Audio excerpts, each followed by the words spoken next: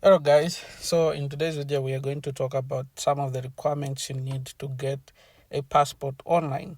So the system has changed. You no longer need to visit the passport head office. You need to apply online and then you go for physical interviews and then you will be given a passport after 21 days or so. So what are some of the things that you need for you to apply for a passport online? So the first thing is the NRC. You need the national registration card that is in your name. So that's the number one thing. Then number two, you need the birth certificate. So that birth certificate is coming for those who are under 16 years old. So if you're above 16 and 18, you don't have to worry about the birth certificate. All you need is a national registration card. So for those below the age of 16, they will be required to submit the birth certificate. And then number three, for those who are going to renew or replacing your passports, you need a previous passport. So you need the previous passport number in short, because let's say if you are replacing, maybe it got lost, so you need to you need a previous passport number because they will use the same.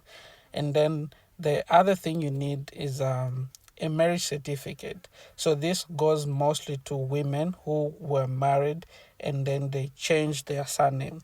So if you change your surname due to some anything, you need to present that marriage certificate if you are married. Yeah, so mostly it's according to who changes the surname. If you're a man who changes your surname to your wife's name, or your wife changed to the man's name, you need to present the marriage certificate. If you're not married, that shouldn't be it won't be part of the requirement. So you need, if you are married and then you enter married in the application, you need to present a marriage certificate. And then the next one is parents' details.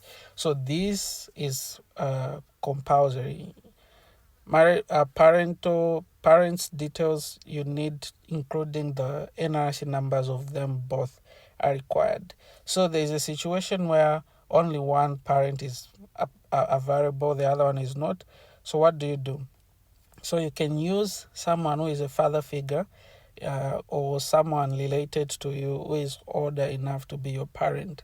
I've tried that and it has worked. So make sure that someone who can be your parent, someone who can stand in for you as a parent, you can use their NRC and their name. You don't have to necessarily have the same surname.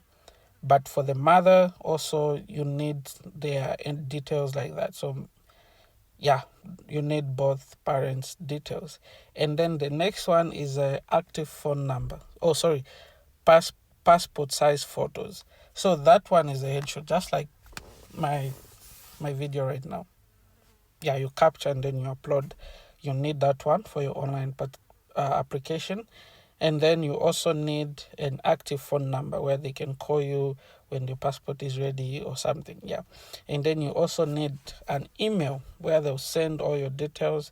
If there's any updates, if there's anything with your passport they want to clear, they can send you through that email. That's how it works. And then the last one is a payment method. So mobile money works, MTN, Airtel, everything works. Yeah. So these are the requirements that you need for you to get a Zambian passport here in Zambia right now. Yeah. So if you like my video, please don't be selfish. Just click the follow button, like, and comment whatever you may need assistance with me with. And then also, if you're seeing on Facebook or YouTube, you can also subscribe and follow my page. Yeah. And then if you need assistance on this, I help at a fee. So if you want a passport to be processed by me, I'll do it at a fee. So make sure that you inbox and then we'll get chatting. Yeah. So thank you very much. See you in my next video, and bye bye for now.